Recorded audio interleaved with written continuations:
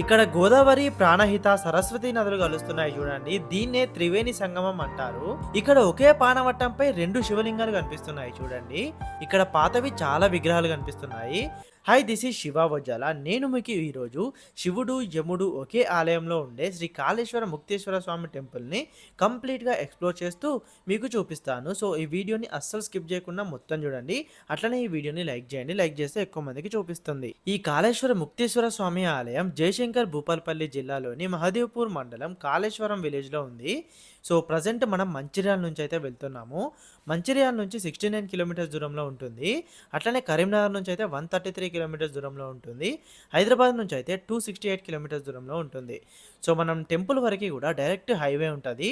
So మనం డైరెక్ట్గా highway పై నుంచే వెళ్ళొచ్చు. మనం వెళ్ళే దారి కూడా చాలా బాగుంటుంది. మనకి మధ్యలో ఫారెస్ట్ కనిపిస్తుంది.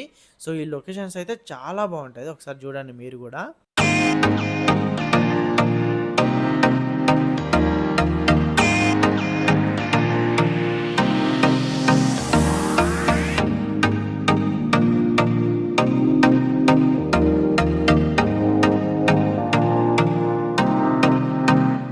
మనం వెళ్ళేటప్పుడు మనకి గోదావరి నది కూడా పక్కనే కనిపిస్తుంది.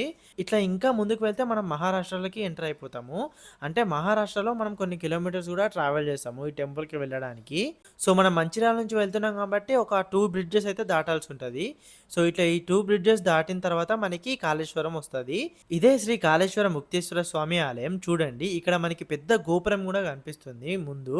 సో ఇట్లనే మనకి ఈ టెంపుల్ చుట్టూ కూడా మొత్తం 4 గోపురాలు ఉంటాయి. సో మనకి ఇప్పుడు ముందు కనిపిస్తున్నది పెద్ద గోపురం. ఇక్కడ ఈ గోపురం నుంచే వెళ్ళాలి మనము. సో ఇంక మనం లోపలికైతే వెళ్దాము. వెళ్తూ వెళ్తూ కూడా నేను మీకు మొత్తం కూడా ఈ టెంపుల్ హిస్టరీ గురించి కంప్లీట్గా ఎక్స్ప్లెయిన్ చేస్తాను. అయితే ఈ ఆలయానికి కొన్ని వందల సంవత్సరాల చరిత్ర ఉంది. క్రీస్తు శకం 1140లో కాకతీయ రాజుల్లో ప్రముఖుడైన 2వ ప్రోలరాజు కాళేశ్వర ప్రాంతాన్ని పరిపాలించినట్టు చారిత్రక ఆధారాలు అయితే ఉన్నాయి. అయితే ఈ ఆలయాన్ని కాకతీయ రుద్రదేవుని కాలంలో కట్టించారంట. అట్లనే ఈ రుద్రదేవుని మంత్రి వెల్లంకి గంగాధరుడు ఈ ఆలయాన్ని అభివృద్ధి చేశాడని చెప్తున్నారు. అయితే క్రీస్తు శకం 1171 సంవత్సరంలో నగునూరు శాసనం ప్రకారం ఈ ఆలయంలో కాకతీయ రుద్రదేవుడు రుద్రేశ్వర లింగాన్ని ప్రతిష్ఠించినట్టు ఉంది. అయితే మనకి ఈ ఆలయం లోపల 2 శివలింగాలు కనిపిస్తాయి.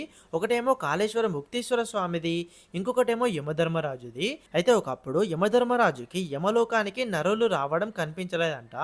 కారణం ఏందని చూస్తే జనమంతా కూడా కాళేశ్వరంలో ఉన్న ముక్తేశ్వర స్వామికి పూజలు చేసి సర్వ పాపాలను పోగొట్టుకొని స్వర్గలోకానికి పోతున్నారని తెలిసిందంట.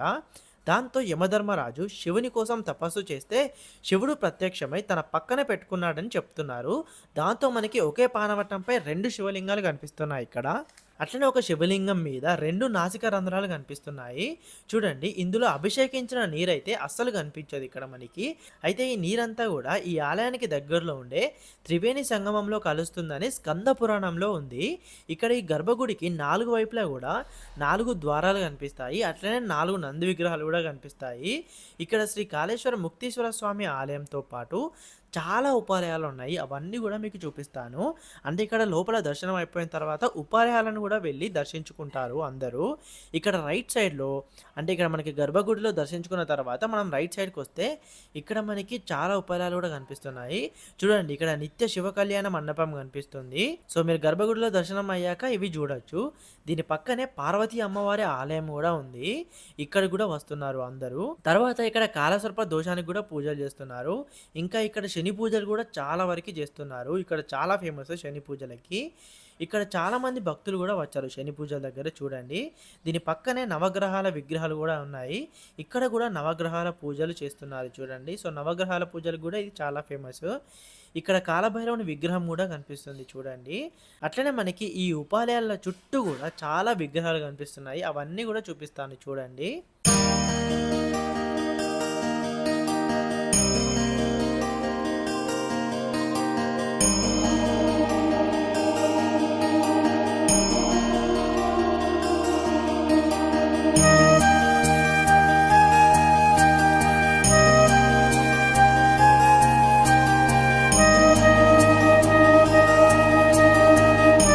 మనం ఇప్పుడు లెఫ్ట్ సైడ్‌కి వచ్చినాము. ఇక్కడ ఒక వినాయకుని టెంపుల్ గూడా ఉంది. సో, ఇది గూడా ఒక ఉపాలయమే. ఇక్కడ ఇంకో టెంపుల్ గూడా ఉంది. బట్ ఇది క్లోజ్ ఉంది. చూడండి మనం గర్భగుడి లోపలికి ఇటు సైడ్ నుంచే వెళ్ళినాము. ఇటు సైడ్ నుంచి ఎంటర్ అయ్యి మళ్ళీ అటు సైడ్ నుంచి బయటికెళ్ళి అక్కడ ఉపాలయాలనైతే చూసినాము. అయితే ఇక్కడ స్టార్టింగ్‌లోనే మనకి ఒక యమకోణం కనిపిస్తుంది. ఇక్కడ దీని కింది నుంచి వెళ్ళి గండ ద్వీపానికి మొక్కుకుంటే యమగండాలు పోతాయని నమ్ముతారు. సో చాలామంది గూడా ఇక్కడ ఈ యమకోణం దగ్గరికి వచ్చి ఇట్లా దీని కింద నుంచి వెళ్ళి గండ ద్వీపానికైతే మొక్కుకుంటారు.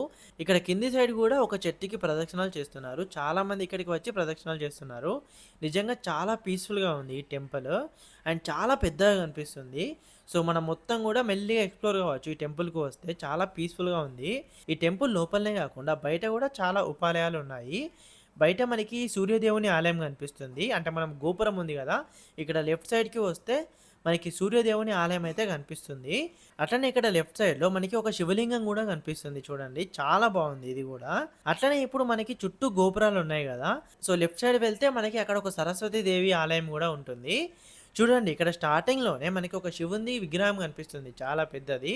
సో, చాలామంది గూడా ఇక్కడికి వచ్చి ఫోటోస్ దిగుతున్నారు. చాలా బావుంది ఈ విగ్రహం. చాలా అందంగా ఉంది. చూడండి ఇదే సరస్వతి దేవి ఆలయం. ఇది గూడా చాలా బావుంది టెంపుల్. చాలా పీస్‌ఫుల్‌గా ఉంది. సో, లోపలికైతే వెళ్దాము. ఇక్కడికి ఒక ఫ్యామిలీ గూడా వచ్చింది చూడండి.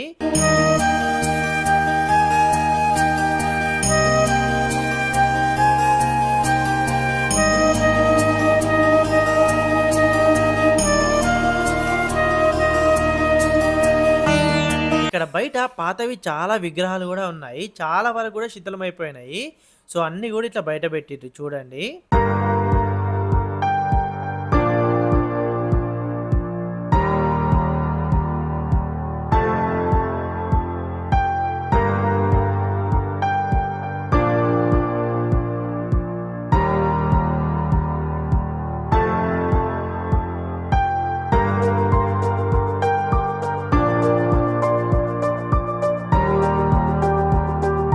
అట్లనే దీని పక్కన నుంచి ఇంకా ముందుకు వెళ్తే అంటే ఒక 1 కిలోమీటర్ దూరం వెళ్తే మనకి శ్రీ ఆదిముక్తేశ్వర స్వామి ఆలయం కనిపిస్తుంది.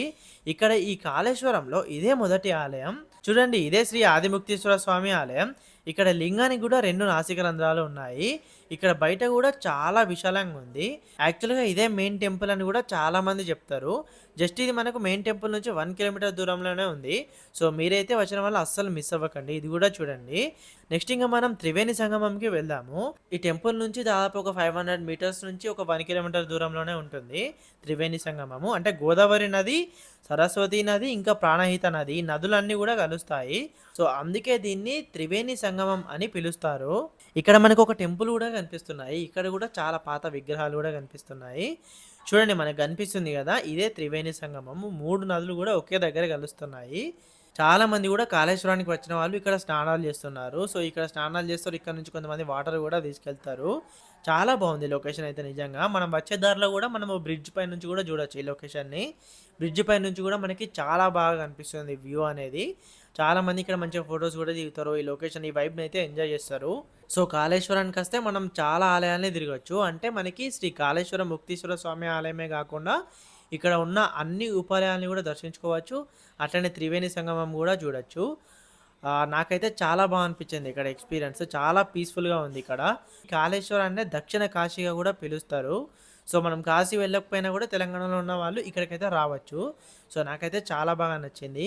మీరు ఈ కాళేశ్వరానికి వచ్చారా? వస్తే మీకెట్లా అనిపించిందో కామెంట్ చేయండి. ఈ వీడియోని మీ ఫ్రెండ్స్ అండ్ ఫ్యామిలీ అందరికి కూడా షేర్ చేయండి.